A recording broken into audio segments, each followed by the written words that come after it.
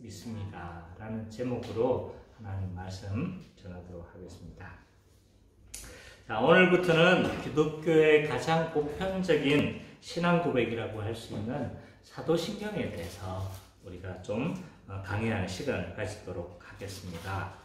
사도신경은 우리가 예배 때마다 이렇게 고백하는 것입니다.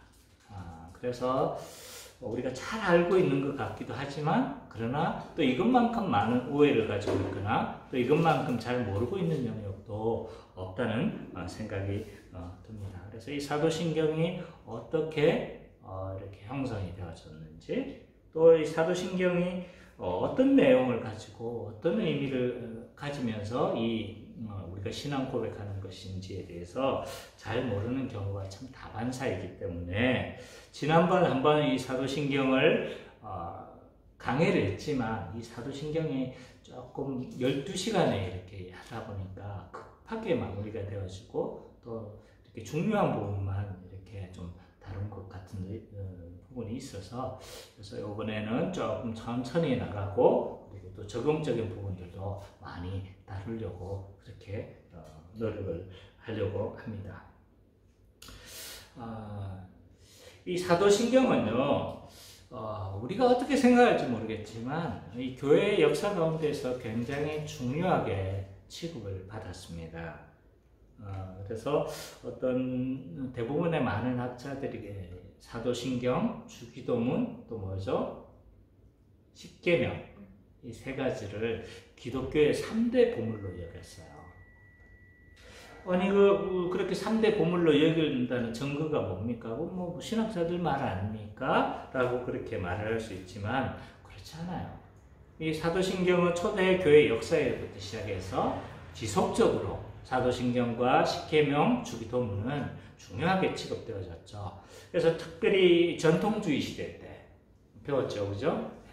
전통주의 시대 때 많은 신앙 고백서들이 이렇게 형성되어지고 많은 중요한 이렇게 표준 문서들이 많이 만들어졌는데, 그때 이 사도신경, 주기도문, 십계명이 이 구조로 다 형성이 되어진 거예요. 그래서 오늘날 이 전통적이고 또 권위 있는 대부분의 신앙 고백서라든지 이 요리문답을 살펴보면요, 이 세 가지로 다 구성이 되어져 있어요.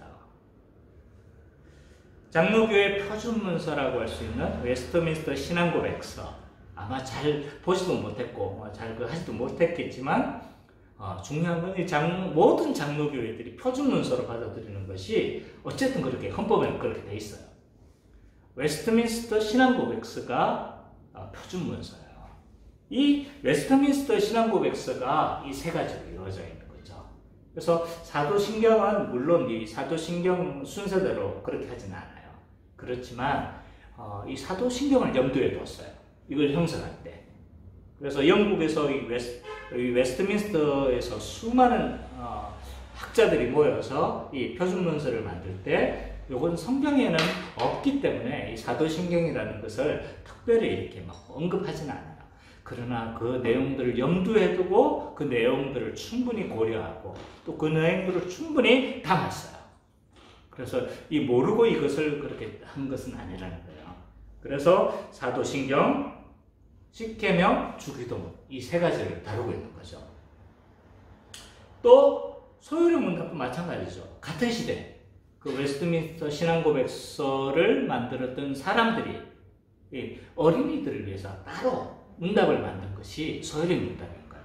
그러다 보니까 당연히 웨스트민스터 신앙 고백서를 어떻게 하는데 축약하고 간략하게 만들어서 만든 문답 형식으로 만드는 것이 소요리 문답이고, 대요리 문답이라는 것은 어른들을 위해서 만든 문답이에요. 그래서 많은 내용과 충분한 내용들을 이렇게 다루고 있는 거죠. 그리고 중요한 칼빈주의 요리문답 중에 하나라고 할 수 있는 뭐예요? 우리가 하고 있는 거. 하이델베르크 신앙문. 이 하이델베르크 신앙 고백 요리문답은요, 아예 이 세 가지를 문답 형식으로 한 거 보셨죠, 그죠? 계속 우리가 매주마다 예배 때마다 이렇게 문답을 하고 있기 때문에 그래서 이것이 세 가지로 이루어져 있다는 것을 우리가 잘 알고 있는 거죠. 그리고 또 이 많은 표준문서들, 신앙고백서, 요리문답들이 사실은 다 이런 구조로 이루어져 있다는 것을 알 수가 있습니다. 그래서 종교개혁 시대나 역사 가운데서 이 세 가지는 굉장히 기독교의 보물처럼 여겨졌던 그러한 문서들이라고 할 수 있습니다. 근데 이 세 가지를 오늘날에 가르치지 않는다는 것은 우리가 전통을 개성하지 않는다는 것이고, 또 우리가 사도적 신앙을 잘 가르치지 않는 직무유기를 하고 있다는 것이고, 그리고 또 종교개혁의 정신을 훼손하고 있다는 것이라고도 할 수 있는 거죠. 그렇다면 왜 이런 우리의 신앙의 선배들은 이 세 가지를 굉장히 중요하게 여겼나라고 했었을 때, 어떤 내용 때문에 이 세 가지를 중요하게 여겼는가? 이거 잘 알고 있어요. 우리가 많이 들었기 때문에. 이 세 가지는 우리의 믿음, 우리의 소망, 우리의 사랑이라고 이야기할 수 있어요. 그래서 고린도전서 13장 보면 믿음, 소망, 사랑은 항상 있을진데 이 세 가지와 같은 거죠. 그래서 우리의 믿음은 뭐예요? 우리가 믿고 있는 걸 신앙 고백하는 것이 사도신경이고, 우리의 믿음, 우리의 사랑은요? 십계명, 하나님 사랑, 이웃 사랑. 그리고 우리의 소망은요? 주기도. 우리가 이런 소망을 가지고 계속적으로 기도하는 거예요. 그래서 우리가 기도해야 될 내용을 보여주기도 하고, 우리의 또 소망이 무엇인지도 보여주고 있는 거죠. 그래서 이 세 가지를 우리의 믿음, 소망, 사랑이다 라고 그렇게 언급하기도 합니다. 자, 오늘부터는요, 우리가 무엇을 믿는가 매주마다 예배 때마다 신앙 고백하고 있는, 우리가 믿고 있는 사도신경에 대해서 우리가 좀 공부하게 되어질 것입니다. 가장 먼저 이 사도신경은 어떻게 형성이 되어졌을까? 어떻게 만들어졌을까를 생각해 봤었을 때, 이 가장 사도신경의 가장 초기적인 형태는 언제 나타나냐면 1세기 약간 후반쯤에 나타나요. 그래서 이그나티우스라는 이 사도적 교부가 있어요. 그 요한과 같은 시대를 살았던 사람이에요. 30년, 정확하진 않지만 37년에서 AD 37년에서 110년까지 이렇게 좀 보고 있으니까 그 사도 요한과 같은 시대를 살았던 사람이라고 보면 될 것 같아요. 그래서 교부라고 하기도 좀 무모한 사람이에요. 왜냐하면 그게 사도적인 사람인 거예요. 그래서 왜냐하면 그 예수님을 그 행적을 다 지켜봤을 거란 말이죠. 죽으시고 얼마 안 됐으니까 거의 사도적 가르침을 다 받았기 때문에, 그래서 이 사도적 교부라고 하는데, 이그나티우스가 그의 책에서 있잖아요. 영지주의를 논박한 책에서 이 사도신경의 약간 형태가 좀 보이고 있어요. 거기에서 약간 50년 뒤쯤에 사도신경을 요약한 형태의 신앙 고백이 등장하기 시작했습니다. 자, 이렇게 그 책의 내용이 이렇게 요약이 되어 있어요. 50년 뒤에, 이그나티우스보다 50년 뒤의 인물인데, 나는 만유의 주권자 성부 하나님과 우리 구주 예수 그리스도의 그리스도와 보혜사 성령과 거룩한 교회와 죄의 용서를 믿나이다. 완전히 요약한 형태죠, 그죠? 그래서 이렇게 요약한 형태가 50년 후에 등장하기도 합니다. 어쨌든 이 사도신경의 어떤 신앙적 고백은요, 계속적으로 초대교회 때부터 있었다고 보면 되어지는 거죠. 그리고 이게 진짜 직접적으로 사도신경의 모체라고 할 수 있는 것이 뭐냐면, 로마 교회에서 있잖아요. AD 한 4세기쯤, 이 4세기쯤에 로마 교회의 세례식 때 사용했던 문답이에요. 그러니까 이게 이제 우리와 지금 우리는 선언 형식으로 서술 형식으로 되어져 있잖아요. 근데 문답 내용을 봐보면 이거 믿습니까? 하면 네, 믿습니다. 이렇게 답하잖아요. 이 문답 형태가 똑같이 거의 사도신경의 형태로 되어 있어요. 자, 제가 한번 해볼게요. 당신은 전능하신 아버지 하나님을 믿습니까? 네, 믿습니다. 이렇게 문답 답하게 되어 있고요. 당신은 성령으로 동정녀 마리아에게 나시고 본디오 빌라도 치하에서 십자가에 달려 돌아가신 후 3일 만에 죽은 자 가운데서 다시 살아나사 하늘에 오르시고 아버지 우편에 앉아 계시다가 산자와 죽은 자를 심판하러 오실 하나님의 아들 예수 그리스도를 믿습니까? 네, 믿습니다. 당신은 성령과 거룩한 교회와 몸의 부활을 믿습니까? 네. 그게 동일한 형태죠, 그죠? 이건 직접적으로 딱 번역이 되는 형태인 거예요. 그러니까 거의 같은 문답 형식으로만 되어 있지 사실은 사도신경과 거의 같은 형태, 로마 교회 세례문답에서 사용하던 문답인 거예요. 오늘날 우리가 사용하고 있는 사도신경과 동일한 내용은요, 이 선언문 형식으로 되어져 있는 이런 동일한 형태는 정확한 동일한 형태는 AD 7세기인 거예요. 7세기에서 사용되기 시작했고 또 교회가 공적으로 받아들인 것은 AD 9세기쯤 교회가 공적으로 다 받아들였다라고 이렇게 할 수가 있습니다.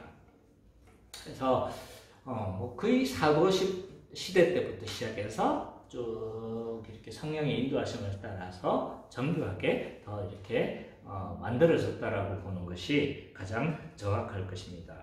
그래서 어떤 사람들은요, 이 사도신경을 조금 권위를 더 높이기 위해서 이 사도신경이 좀 어떤 신비적으로 형성되어졌다라고 말하는 사람들도 있어요. 그래서 예를 들어서 이제 루피누스가 지은 책을 봐보면 사도신경 주석서라는 책이 있어요. 여기에 보면 이게 한 4세기쯤 기록한 인물인데 사도신경 해설서를 딱 봐보면 이래요.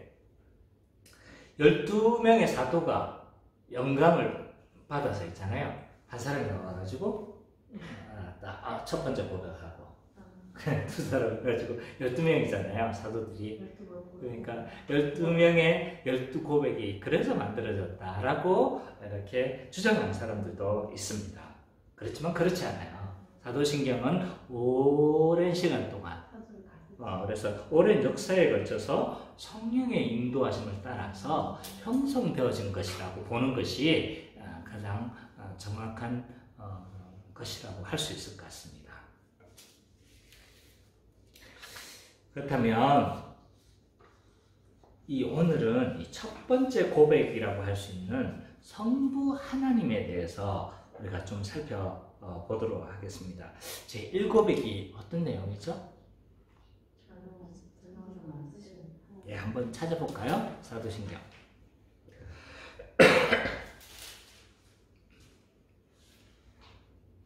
자, 한번 우리가 같이 읽어보도록 하겠습니다. 시작. 전능하사 천지를 만드신 하나님 아버지를 내가 믿사오며 라고 이렇게 되어 있어요. 세 번역에는 이렇게 되어 있어요. 나는 전능하신 아버지 하나님 천지의 창조주를 믿습니다. 라고 이렇게 이제 통합적으로 받아들였죠. 우리 교단은 아직 옛날에 번역된 그대로를 좀 사용하고 있는데 어쨌든 이렇게 되어져 있어요. 이 짧은 문장으로 성부 하나님에 대해서 이렇게 나는 믿는다라고 이야기해요. 그래서 나는 믿습니다가 딱 세 번 있어요. 성부 하나님 앞에 한 번, 그다음에 성자 하나님 앞에 한 번, 성령 하나님 앞에 한 번. 그래서 나는 이걸 믿습니다. 나는 이것을 믿습니다. 나는 이것을 믿습니다. 라고 되어져 있는데 굉장히 짧은 문장으로 구성되어져 있지만 대단히 함축적이에요. 정제하고 정제한 내용이라는 거예요. 그래서 이 짧은 문장 안에 사실은 수많은 어떤 사람은 6가지 고백, 7가지의 내용이 있다라고 이야기해요. 그러나 우리가 이 짧은 문장 안에는 사실은 한 4가지 정도로 우리가 살펴봐야 될 고백 내용들이 있는 거죠. 그 중에 하나가 이제 뭔 것 같아요? 이 고백 안에 들어있는 것이 하나님이 천지를 창조하셨다는 것. 이것을 신앙 고백하는 거고, 또 하나님은 천지를 창조하셨을 뿐만 아니라 섭리하신다는 것. 그리고 전능하신 하나님에 대해서 고백하고 있어요. 전능하신 하나님을 고백하고 있고, 또 하나는요, 아버지 하나님이라고 고백되어져 있어요. 그래서 오늘은 사실 2가지를 살펴볼 거예요. 하나님이 천지를 창조하셨다는 것과, 그리고 뭐예요? 우리를 창조하셨을 뿐만 아니라 섭리하시고 다스린다는 것. 그리고 다음 주에서는 하나님의 전능하심과 그분이 우리의 하나님 아버지가 되신다는 것, 이 사실에 대해서 우리가 좀 살펴보고자 합니다.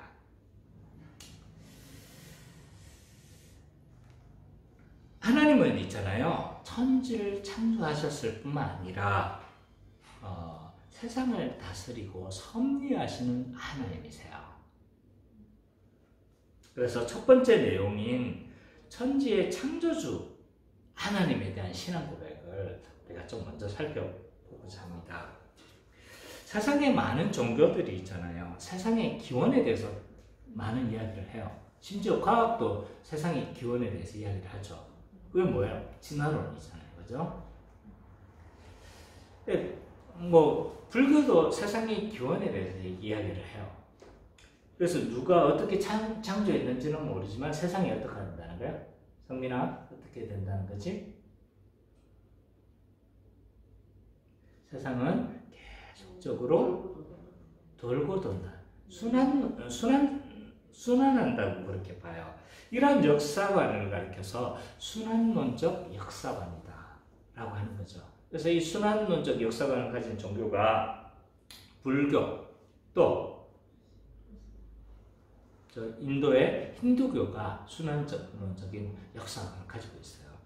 그래서 계속 돌고 돈다고 믿는 거예요. 그래서 이 세상은 돌고 도는 것이게 또 계속 죽었다가 또 다른 존재를 태어나고 또 다른 존재를 태어나고 이렇게 계속 돌고 도니까 그 사람이 사람으로 태어났을 때 어떻게 업을 쌓느냐에 따라서 뭐 하기도 하고 발전하기도 하고 퇴보하기도 하고 그런 거죠. 그래서 악한 일을 저지르면 뭐 하는 거예요? 나중에 가축이나 뭐 뱀이 된다든지 또 선한 업을 쌓으면 어떻게 돼요? 악한 업을 쌓으면 그렇게 되지만 선한 업을 쌓으면 또 이렇게 좀 더 발전된 형태로 이렇게 된다고 보는 거예요. 그래서 기본적으로 인간에 대해서 낙관하는 거예요. 그래서 인간이 수행하고 인간이 어떻게 수도를 하면 해탈의 경지에 이른다고 볼 수 있는 거죠. 그래서 이런 역사관을 가진 사람들은요, 육식을 금해요. 왜냐하면 그 다른 존재로 태어난 그 사람을 잡아먹는 거니까 굉장히 좀 나쁘다고 보는 거죠. 또 끔찍한 거죠. 어떻게 보면 내가 그 입장이 될 수도 있는데 육식을 먹으면 이제 내가 양이 됐는데 나를 잡아먹고 끔찍한 거잖아요. 그래서 기본적으로 이제 육식을 금하는 것이라고 할 수 있을 것 같습니다. 그러나 기독교는요, 그렇지 않아요. 하나님이 천지를 창조하셨고, 그리고 마지막 심판하고 완성하신다. 라고 해서 처음과 뭐가 있는 거예요? 끝이 있는 거예요.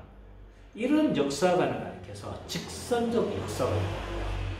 그래서 불교는 순환론적이에요. 끝이 없어요. 계속 돌고 도는 거예요.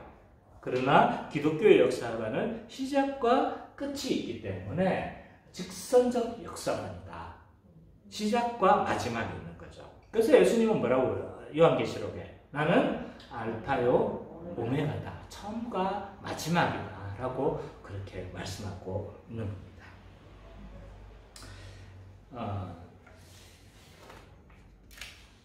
그래서 하나님이 천지를 창조하셔서 처음 시작을 여신 분이신 거죠. 그래서 이 하나님이 천지를 창조하셨다라는 이 사실을 우리는 믿는 겁니다. 근데 이 하나님의 이 천지의 창조를 통해서 우리가 몇 가지 사실들을 특별히 이제 창세기 1장, 2장을 다 살펴봐야 되지만 사실은 1장, 2장에 담겨있는 몇 가지 사실들을 통해서 우리가 하나님이 천지를 창조하셨는데 어떤 특징을 가지고 라는 것을 우리가 좀 몇 가지 사실들에 대해서는 좀 살펴봐야 될 것 같아요. 그 첫 번째 하나님의 창조의 특징은 뭐냐면 무에서 유를 창조했다는 거예요. 뭐 어디서 많이 들었죠? 어디서 들었습니까? 네? 복음의 기초 뭐 많은 곳에서 많이 들었어요. 그죠? 그래서 뭐 어떨 때는 구속사에서 듣기도 하고 뭐 그죠? 그래서 무에서 유를 창조하셨는데 이 성경을 계시한 유대인의 언어가 뭐냐면 히브리어예요. 옛날에 유대인들을 히브리 사람들이라고 불렀거든요. 그래서 히브리어라고 하고 뭐 로마 사람들은 로마어라고 하지 않고 그 로마의 주요 민족이 라틴족들이에요. 그래서 라틴어라고 해요. 그래서 이 동일하게 유대인들을 오늘날 우리 유대인들이라고 유다인이에요. 정확하게는 유대인들이라고 부르지만 사실은 그 이전에는 히브리인들로 불렸어요. 그래서 히브리어를 그들은 사용을 하는 거죠. 그래서 구약의 대부분의 언어는 히브리어로 기록이 되어져 있습니다. 물론 다른 언어가 조금 있어요. 그 선지자 중에 누구죠? 그 대선지자 중에서 이사야 말고 뭐 환상을 많이 받는 다니엘서는요 히브리어로 기록이 되지 않았어요. 그러나 대부분의 언어는 이제 히브리어로 기록이 되어졌는데 히브리어를 살펴보면요 만들다, 창조하다라는 단어를 세 가지가 사용해요. 이 동사가 세 가지가 있는데 근데 여기서 사용된 하나님이 천지를 창조하셨다는 이 용어는요 바라예요. 바라라는 단어인데 이것은 아무것도 없는 것에서 무에서 유를 창조할 때 사용하는 단어가 이 단어입니다. 그래서 이 하나님의 이 창조는요 아무것도 어떤 토대가 있었던 것이 아니에요. 그냥 말만 하면 어떻게 하는 거예요? 그냥 없는 것을 탁 튀어나오는 거예요. 어떤 있는 것에서 이렇게 파생되어진 것이 아니라 없는 것에서 유를 창조하는 그런 하나님의 창조라고 할 수가 있습니다. 이런 무에서 유로 만드는 하나님의 창조에서 우리는 하나님의 어떠하심을 발견할 수가 있냐면 전능하신 하나님을 발견할 수가 있어요. 세상의 모든 창조는요 유에서 유예요. 무에서 유를 창조할 수가 없어요. 그래서 무엇인가 새로 발견하는 것이고 또 이런 자연 법칙이 아니다 할지라도 있는 것에서 서로 합성하는 거죠. 그러니까 새로운 것의 창조, 전혀 없는 것에서 새로운 것의 창조라고 할 수 없는 거예요. 그냥 있는 것에서 조금 더 새로운 것을 만들어내는 것일 뿐인 거죠. 인간의 모든 창조가 그런 거예요. 이런 한계성을 가질 수밖에 없어요. 그러나 하나님의 창조는요, 무에서 유의 창조인 거예요. 하나님의 창조는요, 그냥 말씀으로 이루어진 거예요. 말씀으로. 그래서 이르시되, 1장에 보면 이르시되, 말씀하시되, 이게 11번이나 반복되어 있어요. 그리고 말씀했는데 그대로 되니라. 그대로 되니라. 이게 6번이나 반복이 되어 있는 거죠. 그래서 이 하나님은 유에서 물을 창조하셨는데 무에서 유를 창조하셨는데, 근데 이게 말씀을 통해서 창조가 되어지는 거예요. 그래서 신학자들은요, 하나님의 말씀이 창조성을 가지고 있다고 보는 거예요. 말씀하시면 뭔가가 이루어지는 거예요. 오늘날 우리로 적용하자면요, 내가 왜 말씀을 계속 중요시 여기고 말씀을 들어야 된다. 말씀을 들어야 역사가 일어난다. 말씀을 들어야 거듭남이 난다. 말씀을 들어야 믿음이 생긴다. 말씀을 들어야 우리가 마음이 새롭게 되어진다는 거, 여기에서 있는 거예요. 여기에서 근거를 두는 거예요. 하나님의 말씀은요, 창조성을 가지고 있어요. 하나님이 말씀하시니 뭐가 이루어지는 거예요? 없는 것에서 있는 것이 생겨나는 거예요. 그래서 전혀 죽었던 사람들이 갑자기 살아나는 거예요. 없는 것에서 있는 것이 태어나는 거죠. 하나님의 말씀은요, 창조성을 가지고 있어요. 그래서 말씀을 들을 때 역사가 일어나요. 그래서 졸아서는 안 돼요. 성민아, 졸으면 안 돼. 말씀을 들어야 어떤 역사가 일어나는 거예요. 그래서 내가 요구하는 게 많지 않잖아요. 그죠? 예배, 말씀 잘 들어야 된다. 불신자하고 절대로 결혼하지 마라. 근데 이거, 내가 어제 밤을 막 이렇게 새고 싶은 것도 내가 새는 게 아니야. 사단이 말씀을 못 듣도록 뭐 하는 거예요? 작업 주는 거야, 작업. 그게 내가 넘어가는 거야, 자꾸. 그렇게 일찍 자라, 일찍 자라. 토요일만 일찍 자라. 하는 이유가 그게 있는 거예요. 말씀을 들을 때 창조성이 일어나요. 거기서 무엇인가가 일어나는 겁니다. 또 이 무에서 유를 창조하신 그 하나님을 통해서 우리가 발견할 수 있는 게 뭐냐 하면 초월하신 하나님을 발견할 수가 있어요. 초월한다는 게 뭐냐 하면 존재적으로 구분되어진다. 다른 존재다. 라는 거예요. 왜? 그분은 하나님의 창조자고 우리는 뭔가요? 피조물이 되어지는 거예요. 초월되는 존재가 되는 거예요. 존재 자체가 다른 거예요. 우리는 피조물이고 우리는 유한자고 그 하나님이 초월하신 하나님에 대해서 우리가 발견할 수가 있어요. 또 발견할 수 있는 그 하나님은 뭐냐면 모든 것의 시작이신 하나님인 거예요. 그래서 시간을 창조하시고 존재를 창조하시고 공간을 창조하시고 있게 하시는 근원이 되시기 때문에 뭐가 될 거예요? 시작이신 하나님을 우리는 발견할 수 있다. 그래서 이 무에서 유를 창조하신 그 하나님을 우리가 통해서 적용할 수 있는 건 뭐냐 하면 선하신 하나님이 창조하셨잖아요. 그죠? 선하신 하나님이 모든 걸 만드시니까 만드신 존재 자체가 뭔가요? 다 선할 수밖에 없는 거야.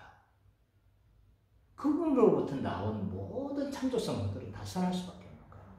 그래서 기독교는요, 이 물질 세계를 굉장히 긍정해요.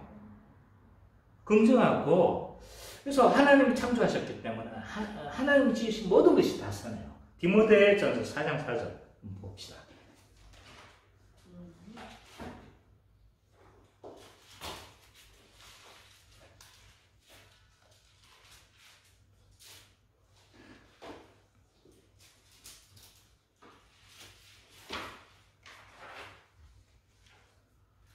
한번 읽어볼까요? 우리 선미자매 한번 읽어주세요. 하나님께서 지으신 모든 것이 선하니 감사함으로 받으며 거짓 것이 없나니. 예, 그래서 기독교는 기본적으로 물질 세계에 대해서 긍정적으로 본다. 물론 타락을 염두를 해야 돼요. 타락을 염두해야 되지만 그러나 물질 세계에 대해서 부정하는 종교가 아니다. 그래서 어떤 영적인 것만을 추구하는 것이 우리 기독교가 아닌 거예요.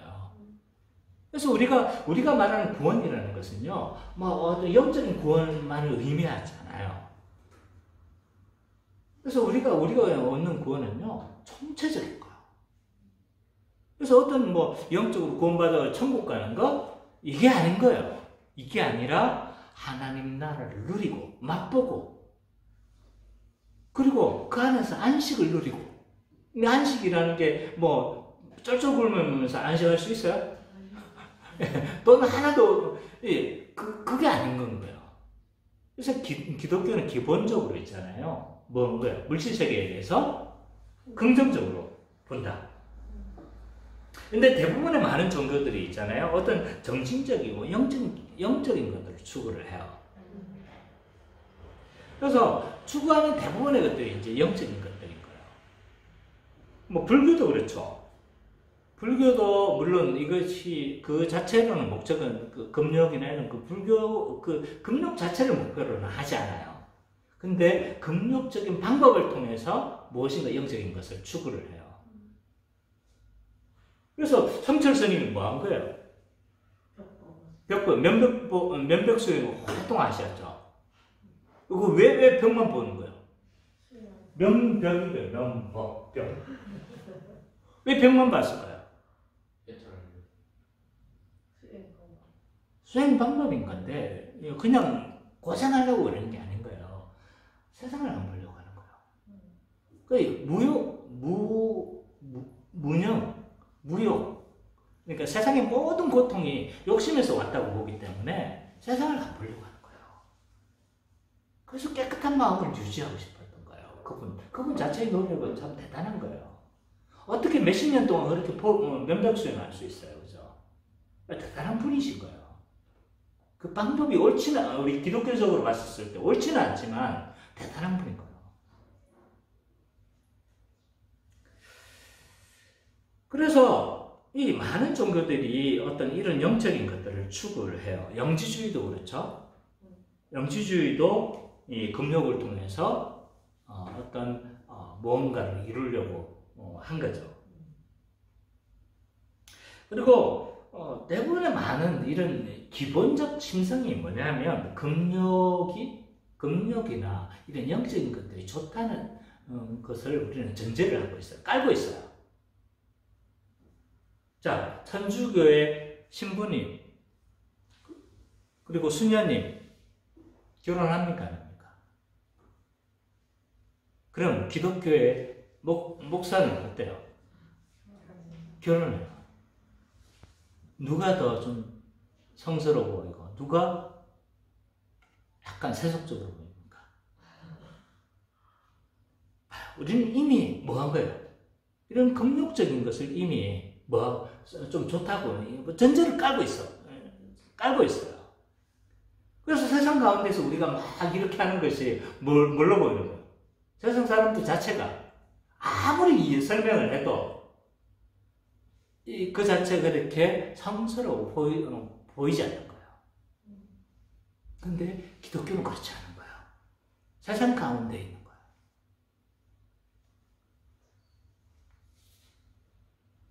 기독교는 물질 세계에 대해서 굉장히 긍정하는 종교입니다. 좀 그렇지 않나요?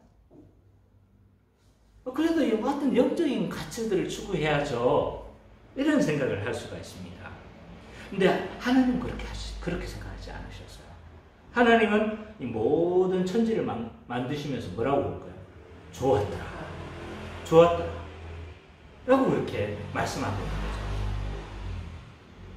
대부분의 종교는 어떤 극락의 개념, 그들이 궁극적으로 추구하는 것들도 극락을 추구를 해요. 이름은 다 다르지만, 형태는 좀 그들이 상상하는 형태는 다르지만, 극락을 추구를 해요.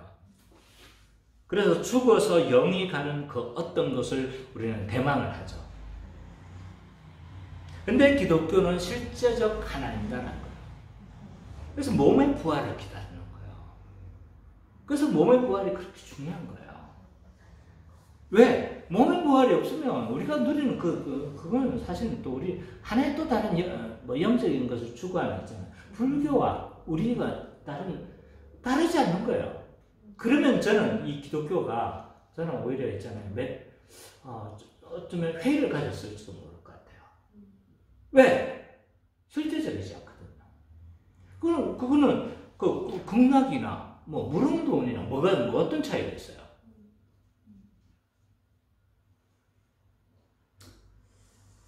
천국은 우리가 바라보고 궁극적으로 바라보는 소망하는 그 하나님 나라도 굉장히 실제적이고 경험하는 곳이며 만져지는 물질 세계라는 거죠. 거기에는 축구도 있어요. 축구도 있어요. 네. 형제들이 뭐 축구 이야기라면 실제적으로 다가오기 때문에 거기에는 축구도 있는 거야.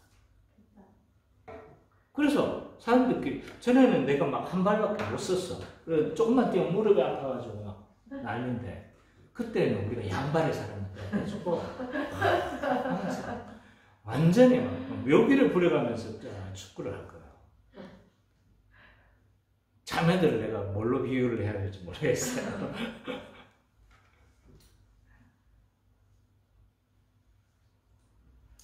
이처럼 기독교는 물질 세계에 대해서 긍정하는 종교이기 때문에 있잖아요. 단지 죽을 날만 기다리면서 어떤 영적인 상태를 추구하는 그런 종교가 아닌 거예요. 그래서 물질을 긍정하다 보니까 이후에 그 하나님 나라도 실제적이라고 했죠. 그러면 지금 우리가 살고 있는 현재 세계에 대해서는, 현재 물질 세계에 대해서는 긍정할 수밖에 없는 거야. 그래서 우리가 뭐 도피해서 저 어디를 기도하는 것이 아니라 이 세상 가운데 뭐 하는 거예요? 네, 우리가 누리고 그리고 또 죄로 오염된 부분들을 우리가 계속적으로 바꿔가고 이런 것을 이루어가는 거죠. 그래서 우리 모든 것들을 우리는 버리고 도망쳐야 될 것이 아니라 우리가 적극적으로 뭐 하는 거예요? 변화하고 영향력을 끼치고 빛과 소금으로서 그렇게 영향력을 끼치면서 살아가는 것이 기독교인 거예요.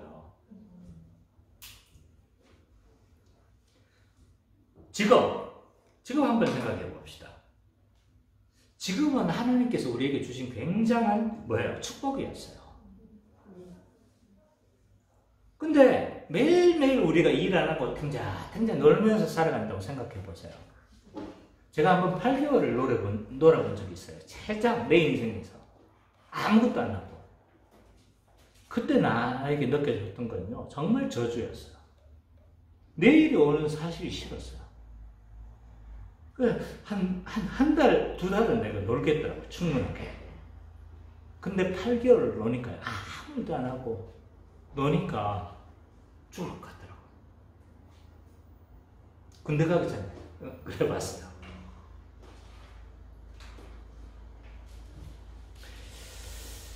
그래서 사실은 일이 굉장히 축복이었지만 근데 이제 일을 축복으로 여기는 사람은 많지가 않아요.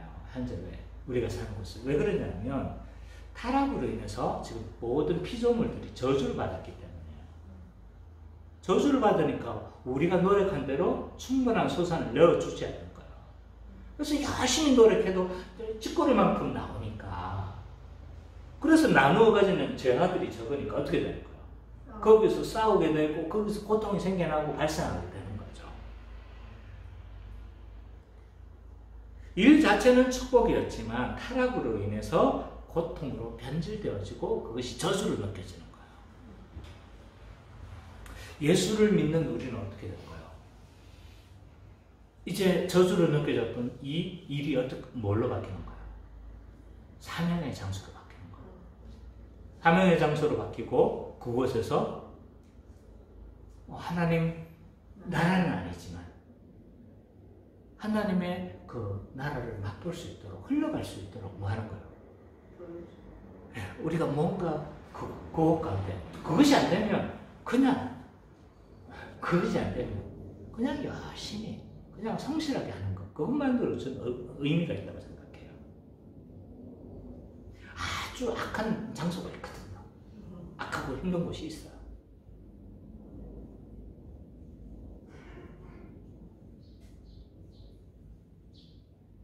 정치 권력도 마찬가지죠.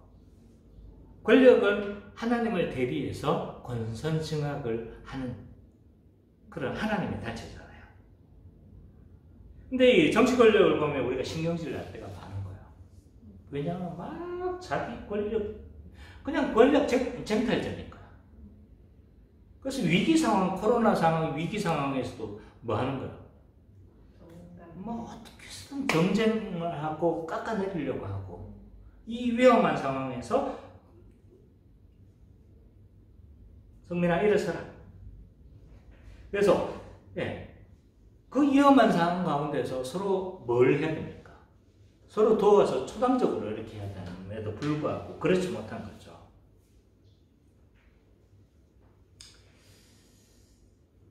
이 답답한 부분이 있지만 그럼에도 불구하고 하나님이 세우신 기간이고 정치를 통해서 우리는 긍정해야 되는 거예요. 피하고 도망쳐야 될 것이 아니라 뭐 해야 되는 거예요. 신경질을 나요. 막 보면 왜 저렇게 하지? 뭐 자든 우든 다 답답할 거예요. 내가 보기에.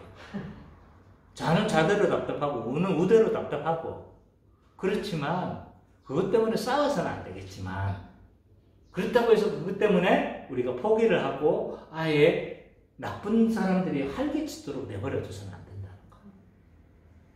그래서 이 세상 모든 것들에 대해서 우리는 긍정하고 참여하고 그것들을 개선시키기 위해서 노력해야 되고 그리고 하나님이 회복시킬 것을 우리가 소망하면서 계속적으로 해야 된다는 거예요.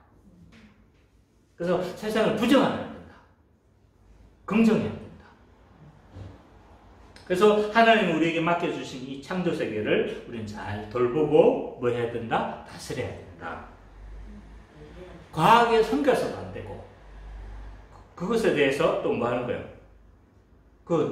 섬기지 않고 그냥 또 착취해서도 안 되고 과하게 섬기는 건 뭐예요? 하나님이 만드신 피조물을 과하게 섬기는 우상숭배야. 비난이다. 비난. 과하게 섬기는 거. 그리고 또 이런 건 아니라 할지라도 과하게 섬기는 것 중에 하나가 뭐냐면 유기견. 우리가 다스려야 될 건데 유기견은 막 개 호텔에다가 뭐 개껌에다가 뭐 이러는데 뭐 하는 거예요? 그렇게 피조물을 섬기면서 사람은 뭐 하는 거야? 뭐 깎아내리고 괴롭히고 이래서는 안 되는 거죠. 이거는 과하게 섬기는 거야. 피조물. 반대로 피조물을 우리는 또 착취해서는 안 돼요. 난개발해서 막 뭐 모든 산림을 훼손한다든지 지나치게 개발을 해서 그것을 훼손해도 안 되는 거죠. 우리는 잘 다스리고 해야 될 책임이 우리 가운데 있다는 겁니다. 자, 두 번째로 하나님의 창조는요. 특징을 봐보면 질서와 조화의 창조예요. 이 말의 의미가 뭐냐면 하나님 마음대로 그냥 있으라 하는 것처럼 보이지만 사실은 굉장히 질서를 가지고 계획적으로 조화를 추구하는 창조인 거예요. 그래서 첫째 날, 둘째 날, 셋째 날의 창조를 봐보면 하나님 창조 순서를 봐보면요. 첫째 날, 둘째 날, 셋째 날은 프레임이에요. 프레임을 쫙 깔아요. 공창을 만들고 육지를 만들고 뭐 이렇게 프레임을 쫙 까는데 4, 5, 6은요. 그것을 채우는 창조입니다. 그래서 첫째 날 궁창을 만들었으면 뭐 하는 거예요? 거기에다 그 궁창에 거할 새들을 창조하시는 거죠. 그래서 하나님의 그 창조는 굉장히 조화를 이루고 질서정연하게 그렇게 충만하게 그렇게 하나님이 창조하셨음을 볼 수가 있습니다. 우리가 조금만 세상을 주의 깊게 보면요. 하나님의 창조에 대해서 우리는 경탄을 금치를 못해요. 우리 심장을 보세요. 우리 심장. 쿵쾅, 쿵쾅, 쿵쾅, 쿵쾅 이렇게 안 한단 말이에요. 쫙하게 뛰면서 뭐 하는 거예요? 아까 이렇게 쿵쾅, 쿵쾅, 쿵쾅 이렇게 안 해요. 이건 부전능이에요, 부전능. 그러면 우리가 막 몸에 이상이 생기잖아요, 그죠? 계속 우리 몇십 년 동안 일정한 속도로 그렇게 뛰는 거죠. 물론 빨리 뛸 때는 있어요, 빨리 뛸 때가 있지만 그러나 그 속도도 일정한 거예요. 이 심장을 대체할 만한 것이 없어요. 물론 인공심장이 있습니다. 인공심장이 있지만 어떻게 하는 거예요? 건전지도 교체해야 되고 시간이 지나는 것도 갈아줘야 돼요.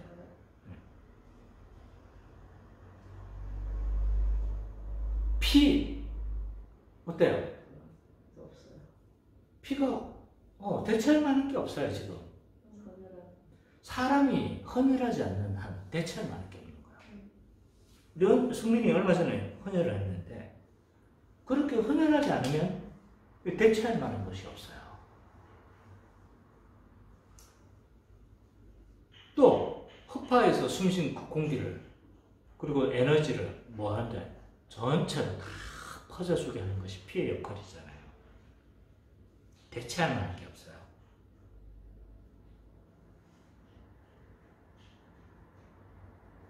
지구는 어때요?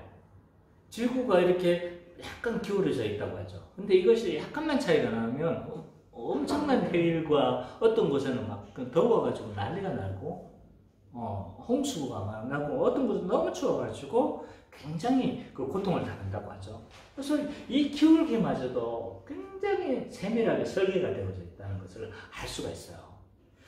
피부 보세요. 상처가 나면 다시 재활이 돼요. 다시 회복이 되어져요. 이런 것이 어디 있어요? 지금 만들 수가 있나요? 자세히만 보면요. 너무 정교하게 오늘날 흉내도 못 낼 만큼 그렇게 하나님이 설계하신 거예요. 근데 이것이 우연히 생겨났다고 이야기를 해요. 자, 마치 이렇게 주장하는 사람은요, 이거와 같아요. 한 번도 잠수함을 보지 못한 어부가 있었는데, 어느 날, 딱 해변에 잠수함이 딱 정박해 있는 걸 보는 거예요. 아니, 저 잠수함이, 저거는 분명히 모래들이 갑자기 뭉쳐가지고 그것이 녹아나더니 쇠가 되어졌는데, 쇠가 분명히 이렇게 되어진 것이 아니라 동그랗게 되어가지고 안에 쫙 파여가지고 그 안에 갑자기 무기 같은 게 팍 생겨가지고 쏘는 장치도 갑자기 생겨네. 마치 이와 같이 주장하는 거예요.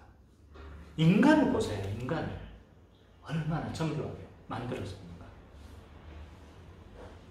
이것이 자연적으로 생겨났다고 말하는 것은 굉장히 사실은 그들도 엄청난 믿음을 가지고 있는 거예요. 우리가 가진 믿음보다 더한 믿음을 가지고 있어요. 그들의 믿음에 대해서 우리는 경의를 표해요.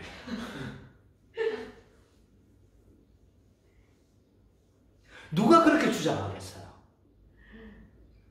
누군가 만들어준 것이 거기에 정박되어 있다고 보통의 사람의 상식들은 생각을 가지지 않겠어요? 세상을 바라보세요.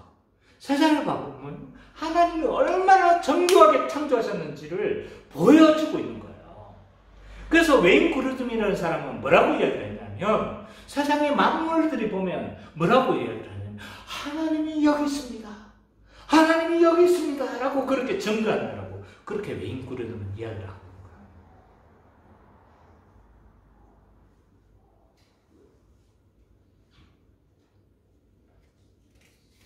또 하나님의 창조의 특징 중에 하나는요, 목적이 있는 창조예요. 그냥 이렇게 그냥 뭐에서 왜 갑자기 생긴 것이기도 하고, 그리고 또 뭐 한 거예요? 그 질서와 조화를 가지고 한 것이기도 하지만 아무 목적 없이 이것이 창조되지 않았다는 거예요.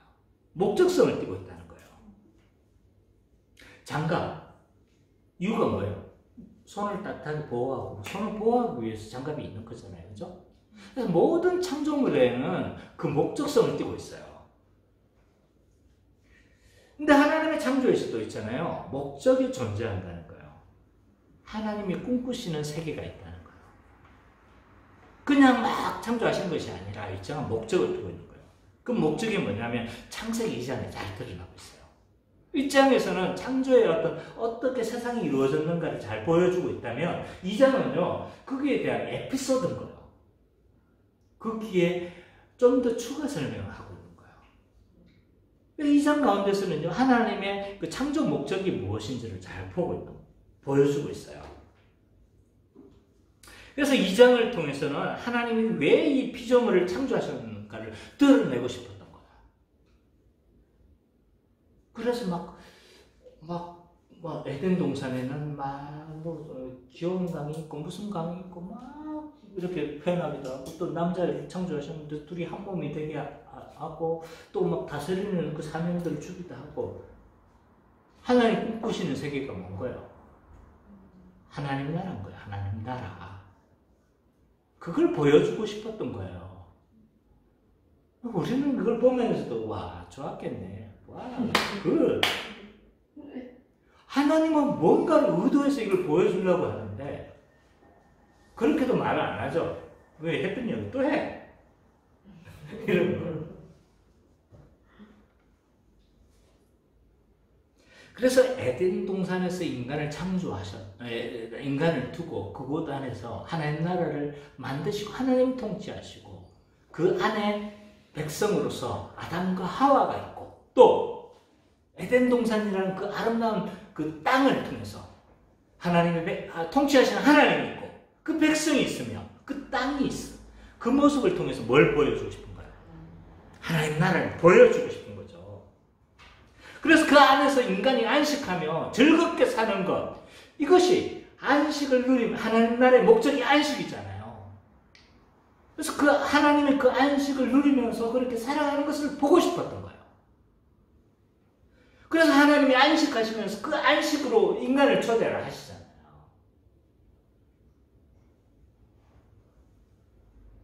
이런 목적성을 띠고 있다는 거예요. 이런 목적이 있는 창조는요, 가장 나를 감격해 하는 거예요. 왜? 만약 하나님이 인간을 창조했는데 재미로 창조했다고 생각해보세요. 난 장난감인 거예요. 그렇잖아요. 아무리 좋은 말을 표현해도 난 장난감인 거예요. 근데 하나님이 그렇게 만드시지 않아. 목적이 있다는 거예요. 그래서 인간 자체가 하나님의 목적을 띠지 않거나 어떤 하나님의 재미를 창조하였다면 굉장히 인간은 비참한 존재가 될 거예요. 근데 하나님이 일정한 목적을 두고 그렇게 하셨다면 우리 삶에서도 있잖아요. 의미를 찾을 수가 있어요.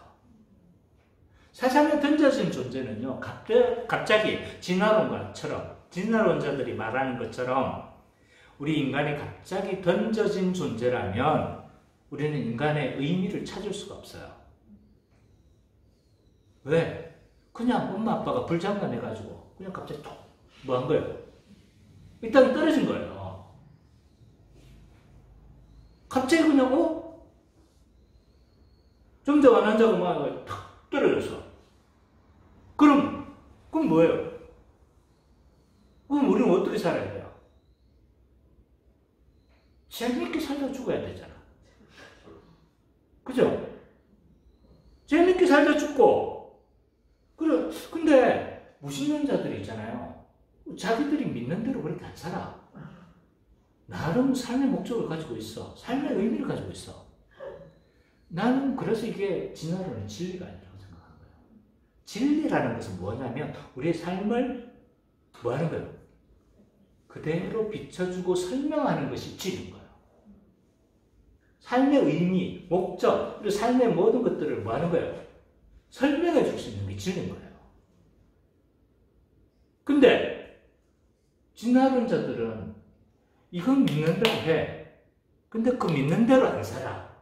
그러면 이건 진짜로 믿는 게 아닌 거야. 그냥 그렇게 주장하는 거야. 반대로 하나님 창조하셨고 삶의 목적을 가지고 있다고 믿으면서 내 마음껏 살면 그건 뭐예요? 실천적 무신론자죠.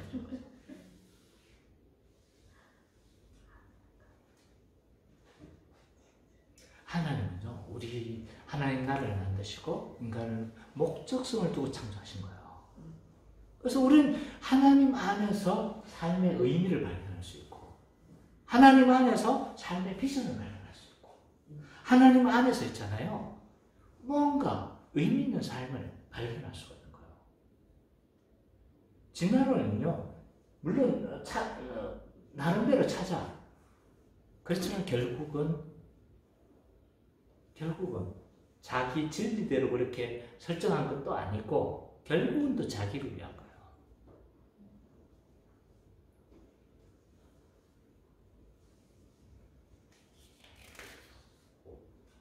자, 지금까지 하나님의 창조의 특징 3가지밖에 안 봤어요. 무에서 유를 창조하셨다. 또 질서와 조화를 가진 창조였다. 또 목적성을 띤 창조였다. 이 세 가지 그 복음의 기초에 더 많은 것들을 이야기하고 있지만 이 세 가지만 일단 본 거예요. 자, 하나님의 창조의 이런 특징들을 우리가 봤고 크게 두 번째로 하나님이 창조하셨을 뿐만 아니라 섭리하시는 그 하나님, 주관하시고 통치하시는 하나님의 모습들도 우리가 생각해 봐야 합니다. 하나님은 창조해놓고 있잖아요. 그냥 내버려 두지 않았어요. 그래서 하나님이 창조하셨는데 그냥 지 마음대로 그냥 자연 질서대로 이렇게 세상은 흘러간다라고 보는 것이 20년이에요. 20년. 자유주의 시대 때 한 200년 전 이게 엄청나게 문제가 됐던 거긴 지금은 이렇게 주장하는 사람들이 많지는 않아요. 그렇지만 데이즘이라고 해가지고 이 20년이 그 당시 18세기 합리주의 시대 때 엄청나게 이런 주장을 했어요. 어떻게 해서든 이 종교의 고리를 끊고 싶은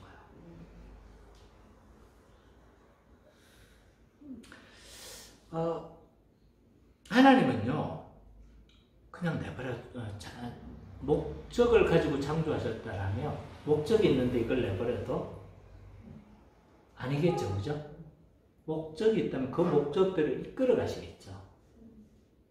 네, 이것을 가리켜서 섭리라고 해요, 섭리. 하나님의 섭리의 방식에는요, 두 가지가 있어요. 보존과 통치가 있어요. 보존은 뭐냐면, 모든 피조물들이 있잖아요. 유지되도록 붙드시는 걸 의미해요.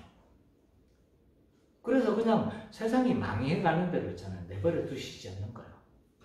보존하시는 거예요. 태양을 일정하게 유지시키시고, 운석이 우리들이 충돌하는 것을 막으시고,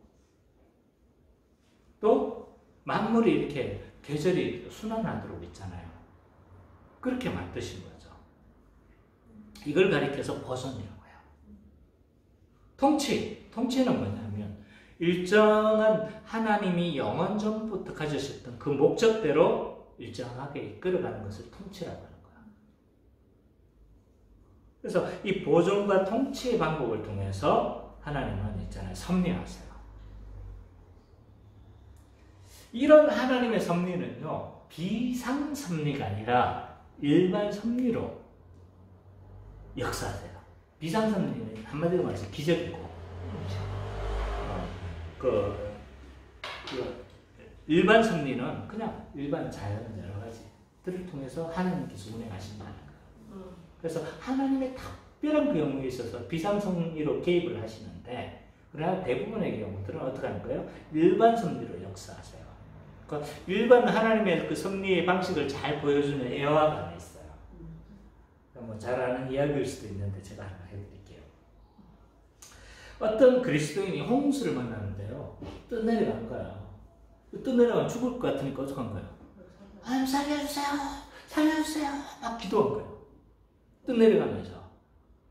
근데 하나님이 기도 응답을 하셨는지 저기 있던 그 구조대원들이 막 찾아오는 거예요.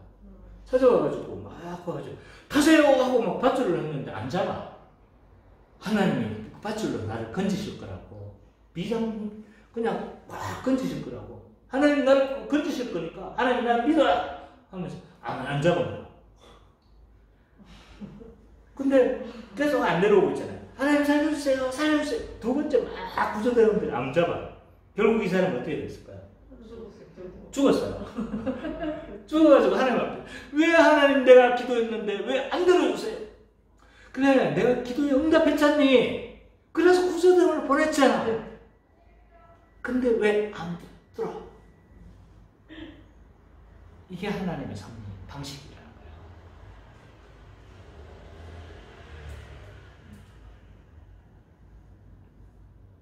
하나님은 일반 섭리로 역사하세요. 구원 역사 가운데서 특별한 경우 있잖아요. 비상섭리, 기적을 통해서 역사하시는 경우들이 있어요. 그러나 이것은 일반적이지 않아요. 그래서 대부분의 우리가 기적을 잘 보지 못하는 이유들이 이런 이유들인 거예요. 그래서 비상섭리로 역사하기를 원하세요.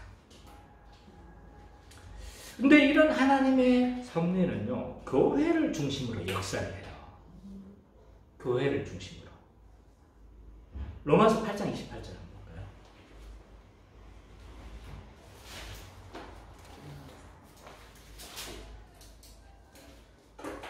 (8장 28절)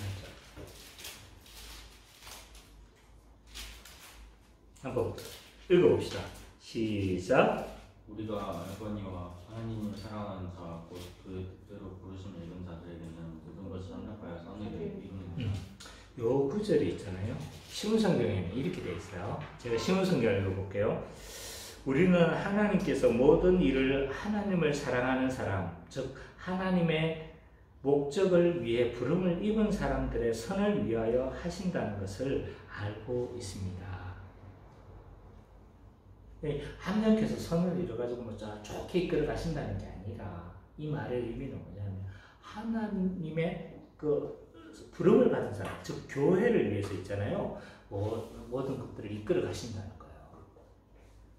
시온성경을 잘 묵상해 보세요. 얼마나 교회가 중요한지를 보여주고 있어요. 그래서 교회가 타락하면 어떻게 되는 거예요? 세상이 타락하는 거예요. 왜? 교회를 통해서 하나님 섭리하시고 교회를 통해서 모든 것들이 이루어가는데, 그래서 교회의 타락과 세상의 타락은 밀접한 연관성을 가지고 있어요. 교회가 경성하면요, 세상도 경성해요. 교회가 타락하면 세상도 경성해요. 마치 왕이 타락하면 백성이 타락하듯이 교회가 타락하면 세상이 타락하는 거예요. 그래서 세상의 윤리가 지금 타락하고 세상이 악해져 가고 있는 건요, 교회가 악해져 가고 있다는 반증이 한 거죠. 왜? 하나님이 교회를 통해서 섭리하기를 원하시는데 교회가 문제가 생기는, 이런 문제가, 교회만 이렇게 막 문제가 생기는 게 아니라는 거예요. 세상도 타락해서 가는 거예요. 왜? 하나님의 섭리가 막 잘 이루어지지 않는 거예요. 물론 하나님도 그 일정적인 것들 막으시고 막 하셔요. 그렇지만 기본적으로 일반 섭리 가운데 특별히 교회를 통해서 있잖아요. 역사하기를 원하시는 거죠. 좋은 예가 3일 우리 초대교회, 한국교회 초대교회인 거예요. 교회가 경성했잖아요, 그때. 그러니까 막 어떻게 되는 거예요? 독립운동의 그 33년 중에 절반이 기독교인들이에요. 그래서 뭐 유관순도 기독교인이었고 다 기독교인들이었단 말이에요. 그래서 이 교회가 경성하면요, 세상도 경성해요. 지금 우리가 이렇게 타락하고 세상이 악해졌다는 건 지금 교회가 뭔가 고장이 났을 확률이 굉장히 큰 거예요. 왜? 교회를 통한 섭리가 잘 이루어지지 않으니까. 저는 하나님은 만드셨을 뿐만 아니라 뭐 한 거예요? 통치하기를 원하신다. 근데 이 통치하신 방식이 하나님 섭리하신 방식이 뭐다? 보존과 통치다. 근데 이 섭리는 비상섭리보다는 일반 섭리로 하시고, 일반 섭리로 하시지만 그러나 그것은 누구를 통해서? 교회를 통해서 섭리하기를 원하신다 라는 것이 지금 했던 핵심 내용의 요약이에요. 자, 우리는요, 하나님의 창조하심에 대해서도 믿어야 되지만 섭리하심에 대해서도 믿어야 돼요. 하나님이 창조하셨던 사실도 굉장히 중요해요. 왜? 하나님 창조하심을 이 하나님의 창조는요, 기독교 세계관의 중요한 토대가 돼요. 그래서 우리가 하나님 창조하셨던 사실을 믿으면 세상을, 물질 세계를 긍정할 수 있잖아요. 그렇죠? 세상을 긍정하는 것도 하나님의 선하신 창조에서 나오는 거고, 또 하나님의 창조를 믿어야 어떤 삶의 목적도 발생하는 거고, 하나님의 그 창조를 믿어야지 실제적 하나님 나라도 기대하고 소망할 수도 있는 거고. 그래서 우리가 가지는 있잖아요, 기독교 세계관의 중요한 토대가 되는 게 뭐냐면 창조예요. 그래서 이 창조를 우리는 믿어야 돼요. 근데 있잖아요, 섭리는 기독교 세계관에 대한 것이라기보다는 우리의 삶과 밀접하게 연관되어 있어요. 그래서 우리의 삶을 해석하고 우리 삶에 대한 모든 것들이 있잖아요, 중요한 토대가 되어져요. 자, 하나님의 섭리를 믿으면 어떤 일들이 일어나냐면 우리의 삶을 해석하는 여러 토대가 되어져요. 예를 한번 들어볼까요?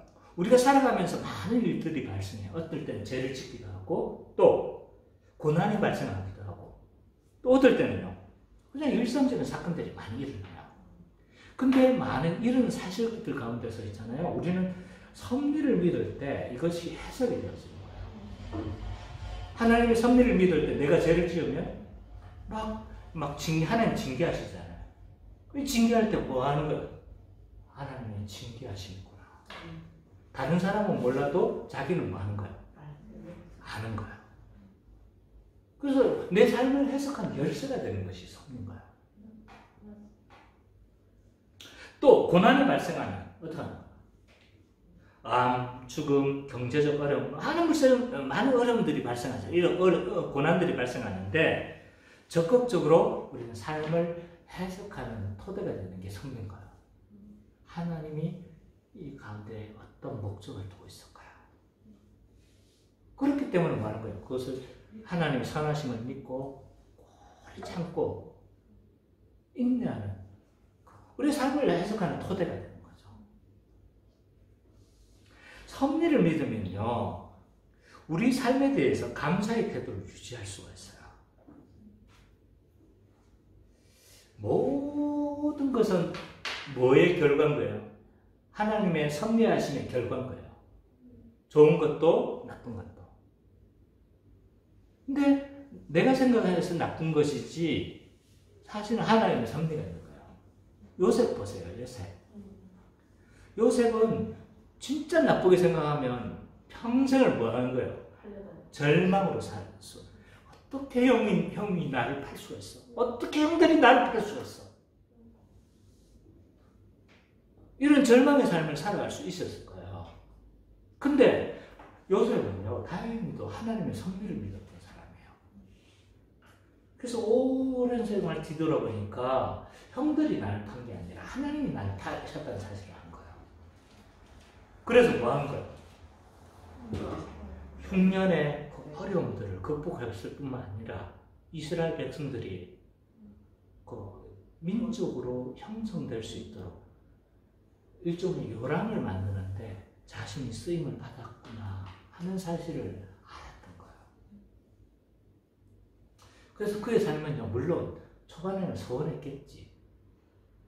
그렇지만 하나님의 섭리를 믿고 그 모든 사실들을 보니까 형이 나를 판 것이 아니라 하나님이 나를 파셨구나.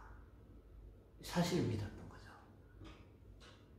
그래서 뭐 할 수가 있는 거예요? 우리가 우리의 삶을 감사하고 감사를 계속 유지할 수 있는 거죠. 그래서 내가 지금 고난이 닥쳐도 하나님의 섭리가 있겠구나 라고 기대하면서, 물론 그 당시 할 때는 힘들어. 맞아요. 이게 진짜 이게 인생이 쌓여야 돼.